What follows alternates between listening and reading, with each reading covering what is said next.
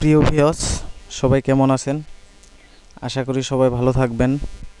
আমি আজকে আপনাদেরকে দেখাতে চলেছি সৈয়দপুর বিমানবন্দর, যেখানে সাধারণ মানুষের টাকায় এসব বিমান এয়ারলাইন্সে মানুষ চলাচল করে। এসব সাধারণ মানুষ এক নজর দেখার জন্য এইভাবে লাইনে দাঁড়িয়ে থাকে, অথচ এসব সাধারণ মানুষের ভ্যাট ট্যাক্সের মাধ্যমেই এসব বড় বড় কোম্পানিগুলা চলে। তাই এদেরকে একটু দেখার মতো সুযোগ করে দিবেন, যাতে করে সাধারণ মানুষ একটু দেখার জন্য জায়গা পায়।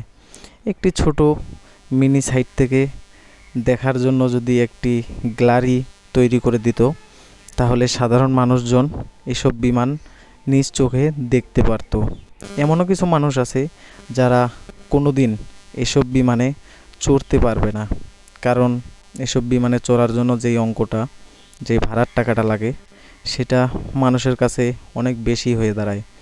তাই আশা করি আপনারা সবাই ভিডিওটা বেশি করে শেয়ার করে দিবেন, লাইক সাবস্ক্রাইব করবেন, আর এদেরকে একটু দেখার জন্য সুযোগ করে দিবেন, যেন তারা একটু গ্যালারিতে বসে এইখান থেকে বিমানগুলা দেখতে পারে, যাতে করে তারা চড়তে পারবে না কোনো দিন, দেখতে তো পারবে।